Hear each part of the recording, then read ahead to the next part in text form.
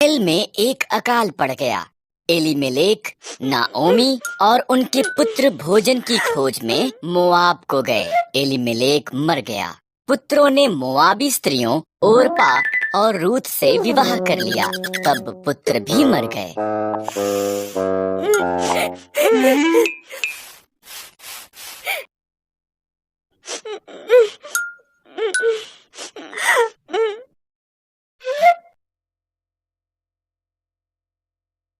तीनों स्त्रियों के पास पति नहीं थे। जब इज़राइल में अकाल समाप्त हो गया, नाओमी ने घर जाने का फैसला किया। मोआब में ही रहो, उसने अपनी बहुओं से कहा। ये तुम्हारा घर है। हाँ?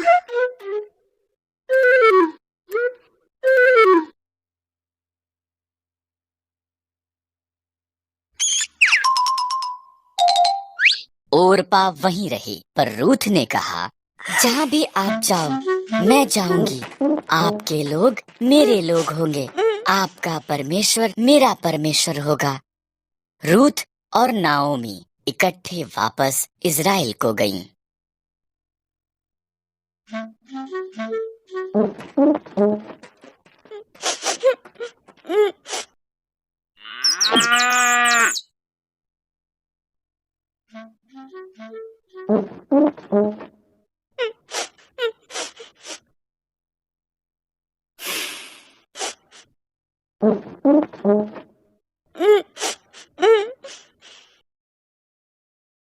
ये इज़राइल में फसल के कटने का समय था। नाओमी ने रूथ से कहा कि वो जाकर खेत में काटने वालों के पीछे फसल को बीन ले। खेत एलीमेलेक के संबंधी बोअज का था। बोअज रूथ के पास आया।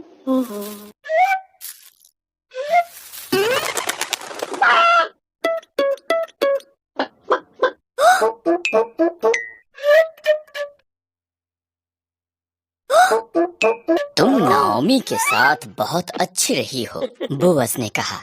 घर छोड़ना मुश्किल रहा होगा, परमेश्वर तुम्हें आशीष दें। उसने रूथ को भोजन दिया और अपने जवानों को उसकी देखरेख करने को कहा।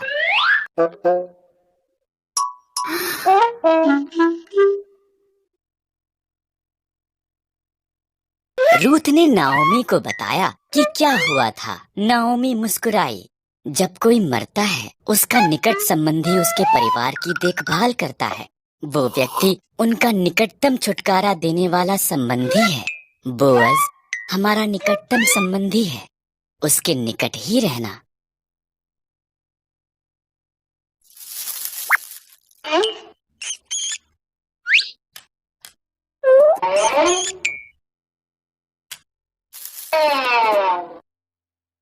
इसलिए रूथ बोअज के निकट रही। वो हर दिन उसे और ज्यादा पसंद करने लगा। बोअज ने एलीमेलेक की जमीन खरीदी और नाओमी और रूथ की देखभाल की। तब उसने रूथ को उसके साथ विवाह करने के लिए कहा।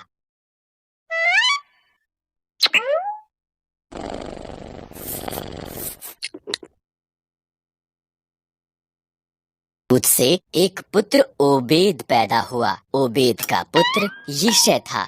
यिशै का पुत्र दाऊद था और दाऊद इज़राइल का महान राजा बन गया। इसलिए परमेश्वर ने रूथ को आशीष दी, ठीक जैसा कि बोअज ने प्रार्थना की थी।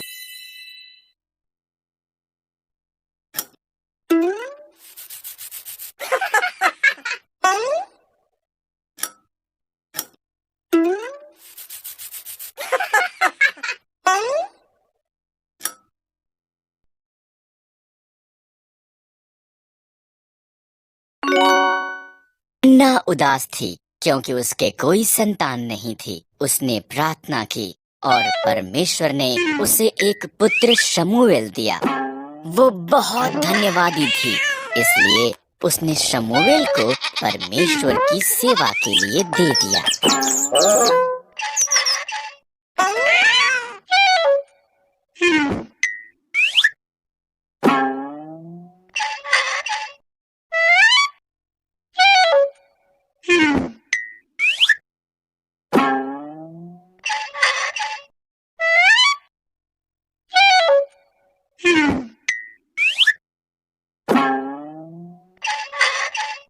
हन्ना ने उसका बेटा जो छोटा था को एली याजक के साथ तंबू में छोड़ दिया। शमूएल ने बूढ़े अंधे एली की सहायता की।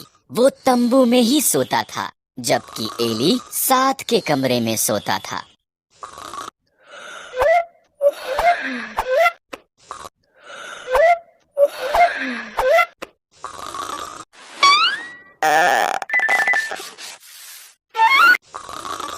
एक रात शमूएल ने उसका नाम पुकारती एक आवाज को सुना।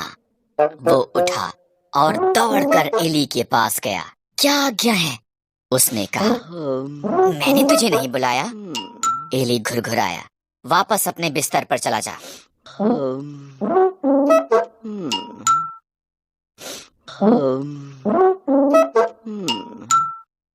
वापस बिस्तर पर चला गया। उसने फिर उसका नाम सुना। शमूएल दौड़कर एली के पास वापस गया। क्या आज्ञा है? उसने कहा। मैंने तुझे आवाज नहीं दी। एली नींद में बड़बड़ाया। वापस अपने बिस्तर पर चला जा।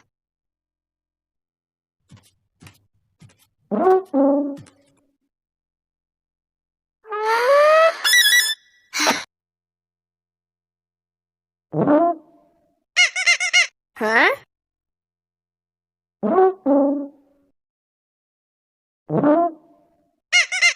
हाँ?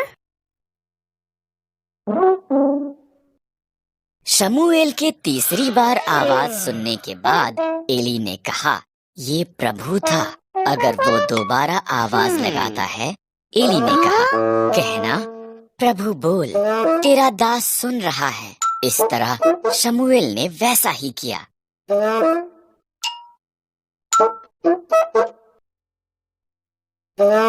शमूएल, परमेश्वर ने कहा, क्या तू मेरा नबी हो सकता है और वफादारी से मेरे शब्दों को मेरे लोगों तक पहुंचा सकता है? मैं कर सकता हूँ, शमूएल ने कहा, और उसने अपने बूढ़े होने तक भी ये किया।